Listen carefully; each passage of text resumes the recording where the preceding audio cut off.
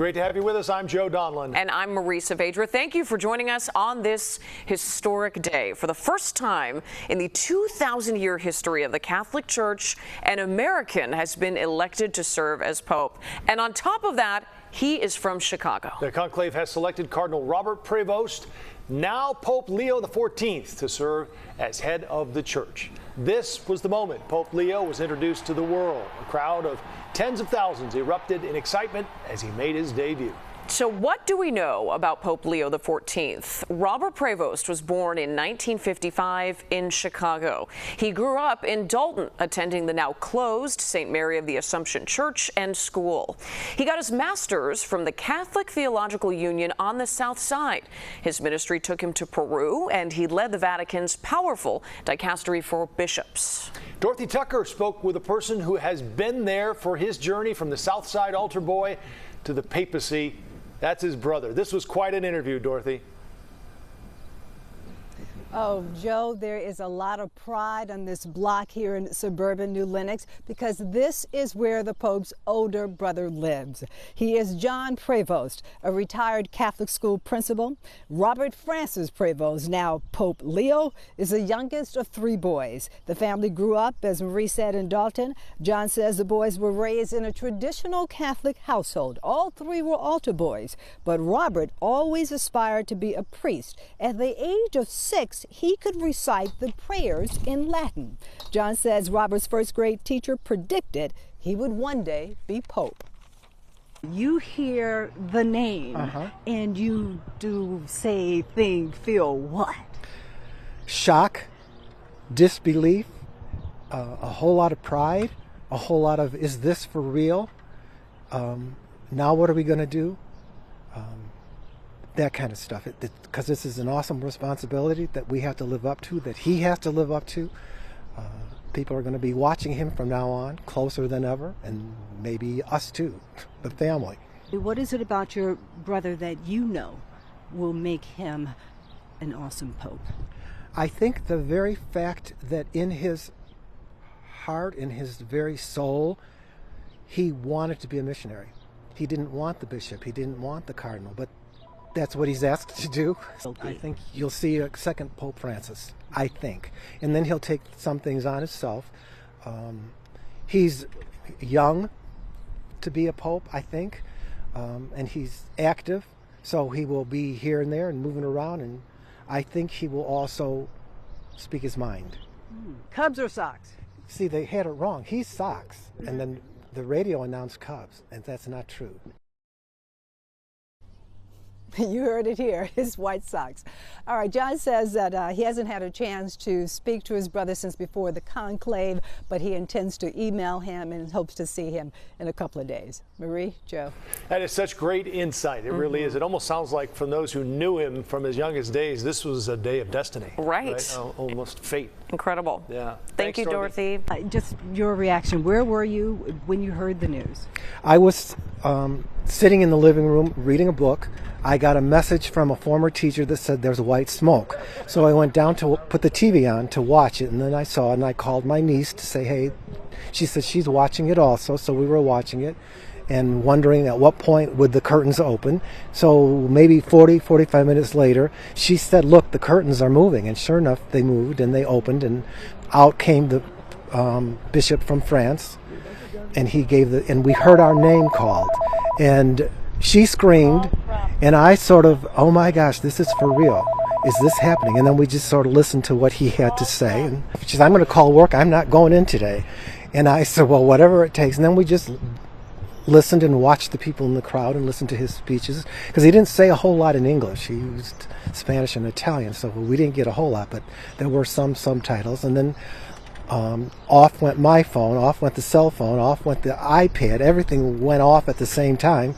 And so trying to respond to all that, plus this, then the door went, and it's been nonstop since that time. Go back for a moment, though. You hear the name, and you do feel what? Shock, disbelief, a whole lot of pride, a whole lot of, is this for real? Now what are we going to do? that kind of stuff. Because this is an awesome responsibility that we have to live up to, that he has to live up to. People are going to be watching him from now on, closer than ever, and maybe us too, the family. So tell me, what is it about your brother that you know will make him an awesome pope? I think the very fact that in his heart, in his very soul, he wanted to be a missionary. He didn't want the bishop, he didn't want the cardinal, but that's what he's asked to do, so that's what he did. He would have liked to go back to Peru and work with the missions because he had a deep feeling for the disenfranchised, for the poor, for those who were not listened to. And he had a very strong feeling, and I think in that way he will be a second Pope Francis. I think he'll follow right in his footsteps, working for the underprivileged. And I was going to ask you that. What kind of pope do you think he will be? I think you'll see a second Pope Francis, I think. And then he'll take some things on himself. He's young to be a pope, I think, and he's active, so he will be here and there and moving around, and I think he will also speak his mind. And tell me about your younger brother as your younger brother. Tell me those stories when you were growing up. There aren't a whole lot because he left home after 8th grade graduation and went right away into the Augustinian Seminary in Holland, Michigan. So he wasn't home much after that. You know, summer vacations, Christmas vacations from high school and college, and then he was with the order. So there really weren't a whole lot as growing up. As we became older, then yeah, when he would come up for leaves and stuff like that, more so than as kids. Was it your brother? I overheard somebody say you knew it when he was young. Somebody said, tell me that story. That we knew when he was young? Yeah. Who said that? Under what circumstances? Tell me the story. Well, you know how some kids like to play war and be soldiers, and some girls want to play dolls and be housewives. He wanted to play priest. And so he took our mom's ironing board and put a tablecloth over it, and we had to go to Mass. And we went to Mass, and he knew everything. He knew his prayers in Latin, he knew his prayers in English, and he did that all the time, and he took it totally serious. It was not a joke. It was not a game. He was dead serious about it. Isn't that interesting? Now, that's how you know. And the other thing, how we knew, when he was in first grade or kindergarten, one of the moms across the street and one down the street said to him, "You're going to be the first American Pope." In first grade. They knew that. First grade? Uh-huh. Did you see it too? Uh-uh. The Pope? No. Priest, yeah. But I didn't. Who would think at 6 years old you're going to be the first American Pope? But he just had that spirit around him that was interested in other people and interested in the neighbors and stuff like that. So that would make, what would make a woman say that? You know, what did he do? Because I couldn't tell you. They didn't say that about me.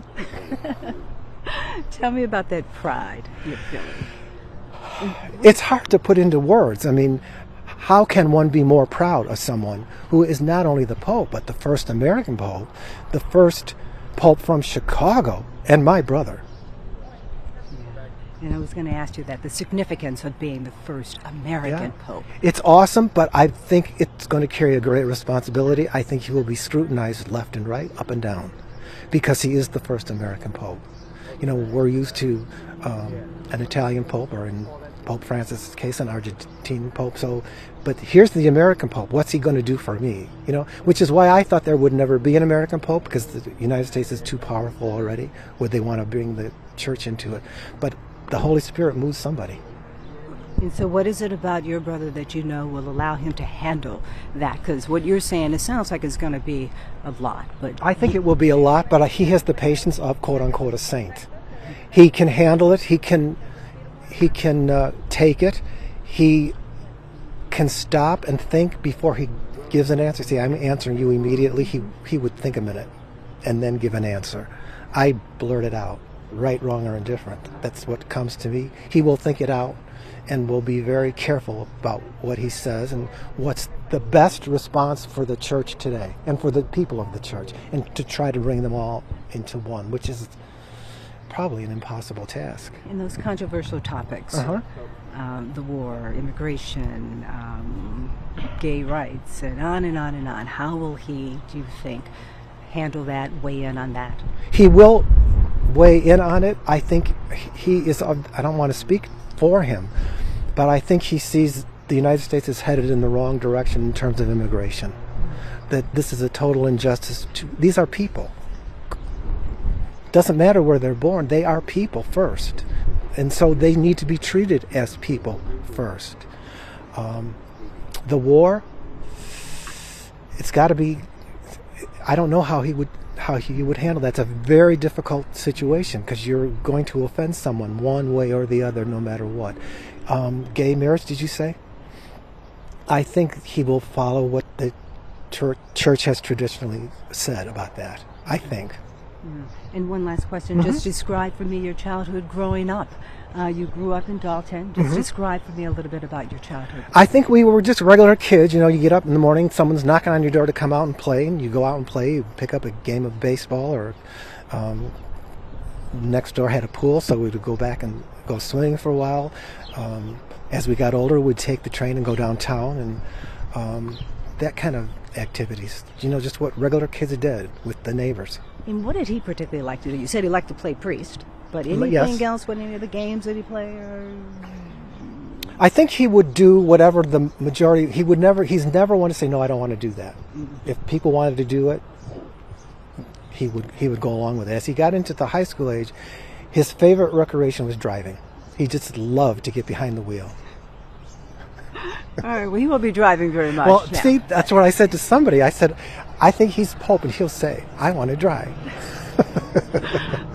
Interesting to see, right? Let's look at the pictures first. This one, hold that one up and tell me so I'll know the significance of this. Is his picture taken after his ordination. His ordination took place in Rome, and these two, this is my brother, this is Bob Dodaro. They were both ordained in Rome on this day, and that was the picture they took.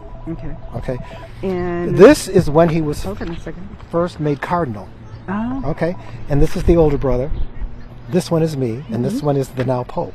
And this was taken, what would be 2023. 2023. All right. And what year would this one have been then, maybe?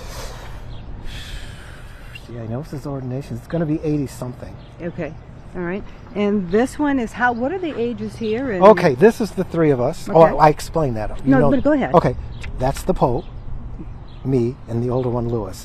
And this has to be, he's a year younger than me, so I would put this, 2, 3, and 6, I'm guessing.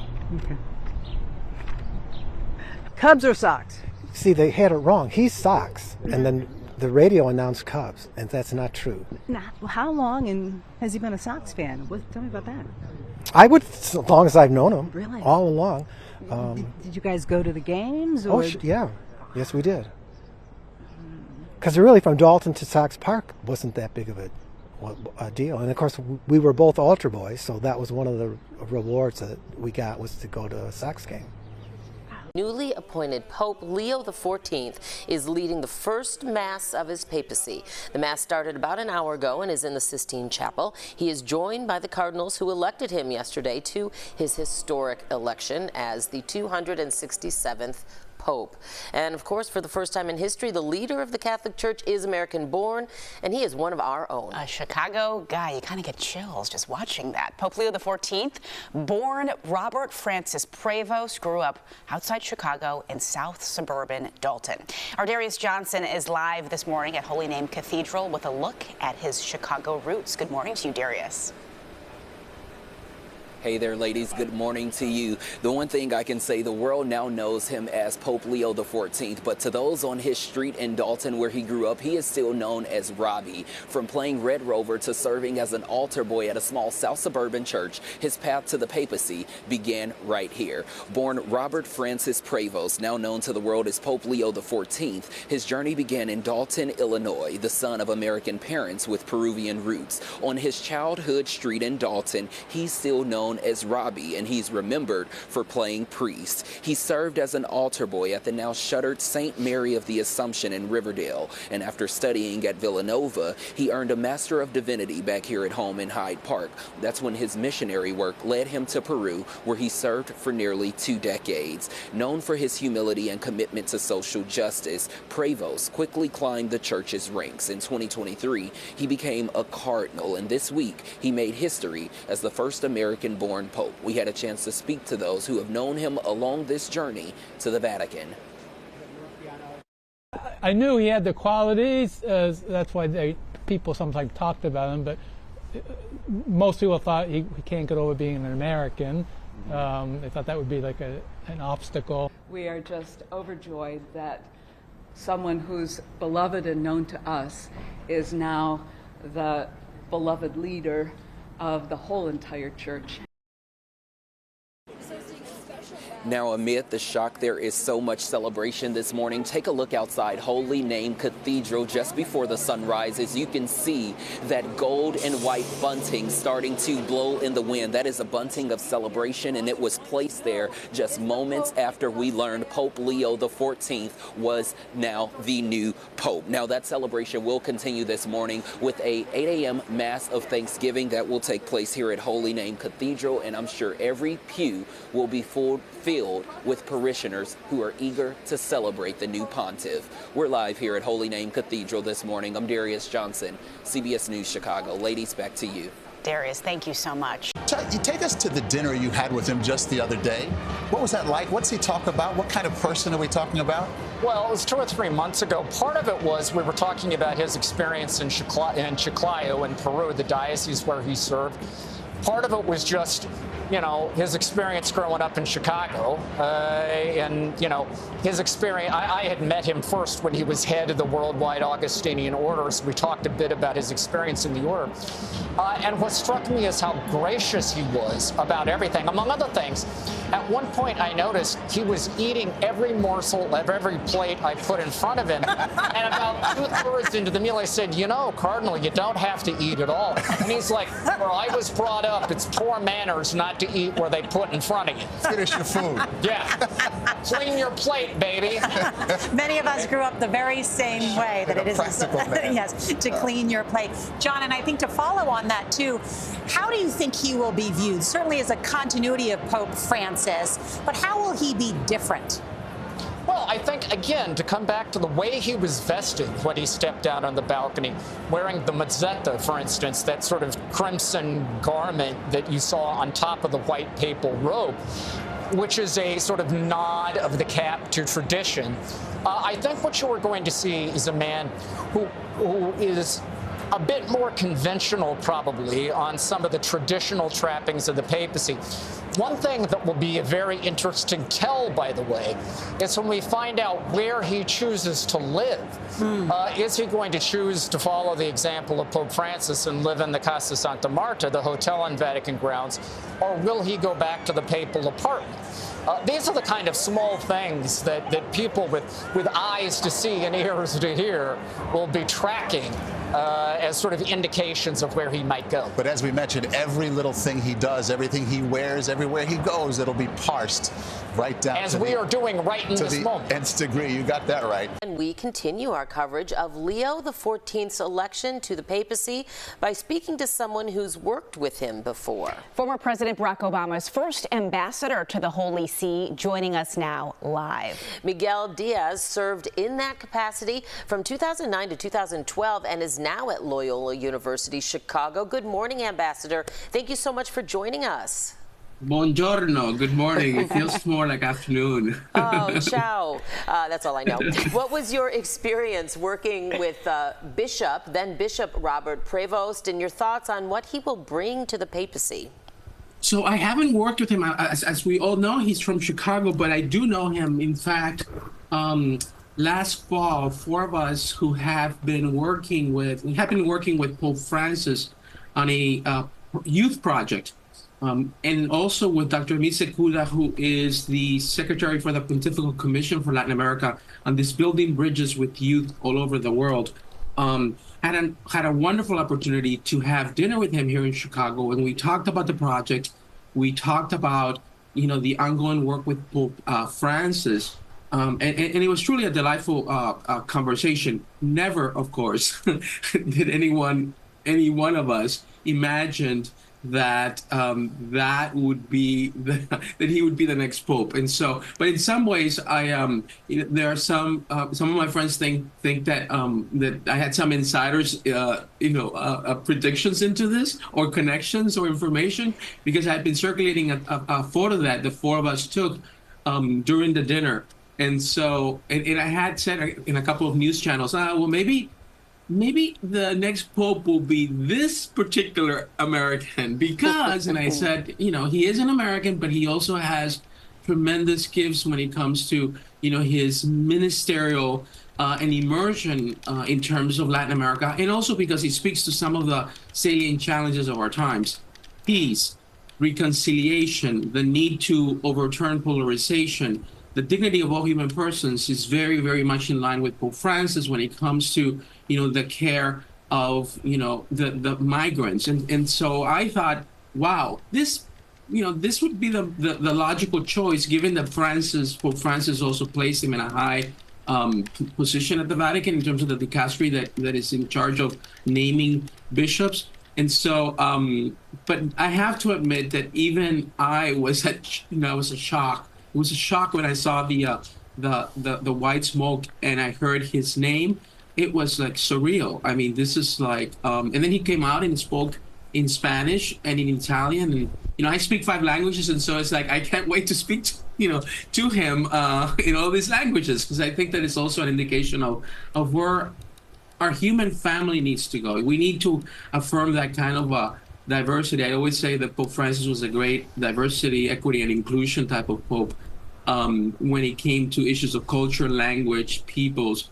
And I think we need to continue down that path, because our country and our world needs that community of nations and peoples to heal from what is going on. Which is exactly what the Pope mentioned yesterday. Absolutely, talking about this message of unity and kind of coming together. A church for all. Absolutely. Well, Ambassador, thank you so much. And we sort of shared in your surprise as well. But thank you so much for your insight and joining us this morning. Thank you. All right, let's bring in CBS News national correspondent Lana Zak. She is in front of the Holy Name Cathedral in Chicago. Lana, good morning to you. We're all wondering if this Pope is going to bring deep dish pizza to Italy now. What has the reaction been where you are? Are you trying to start something right now, talking about Italian pizza and Chicago-style deep dish? I will tell you, though, that there is a hot dog joint here in Chicago, another famous Chicago staple, that currently has up on its sign, written in Latin, "He ate our dogs," meaning that this Pope is so accessible, not only to Chicagoans, but to Americans as a whole. And, I was reading NCR when they were coming up with their different stats about who we should be watching. And the very first line about this contender said it's typically absurd to think of an American Pope, because given that the 2,000 years of Catholic history, there's never been an American Pope, but also because there's been a perception in the Catholic Church that, given America's power and influence in the world, that it would be outsized to have an American Pope. It speaks to who he is, both as an American and as an international figure, that he really has transcended some of those biases to be able to become a pope. And my goodness, are people here in Chicago celebrating it. Actually, at Holy Name Cathedral behind me, they changed out that bunting that you see from the black shrouds to commemorate the passing of Pope Francis, now to a celebratory white and gold. As all of Chicago and this country, the Catholics are rejoicing to know that one of their own has now taken up that head position. And while Pope Leo XIV had moved to Peru, naturalized there, become a citizen, he was born where you are and spent his early life there. Right. What did he do in Chicago, and what can you tell us about the early part of his biography? He was a Chicago South Side boy, and he rooted for the Red Sox. He rooted for the White Sox. They're actually sending a jersey over to him in Rome that says Pope Leo on it now. But he was an altar boy in so many ways. He was just an accessible Chicago boy. Listen to what his brother had to say. His brother living just about an hour from where I'm standing right now. You know how some kids like to play war and be soldiers, and some girls want to play dolls and be housewives. He wanted to play priest. And so he took our mom's ironing board and put a tablecloth over it, and we had to go to Mass. And we went to Mass, and he knew everything. He knew his prayers in Latin, he knew his prayers in English, and he did that all the time. And he took it totally serious. It was not a joke. It was not a game. He was dead serious about it. He was educated here in Catholic schools, and actually his parents came from that as well. His dad, an educator, his mom, a librarian, and all of them deeply rooted in the Catholic faith. So it's perhaps not surprising that we heard that from his brother. Errol? Yeah, and Lana, you know what it's like to have siblings. Is that brother dealing with not being the favorite in the family anymore? Who knows what comes next? Lana Zak, live for us in Chicago. Great to see you, Lana. Have a great weekend.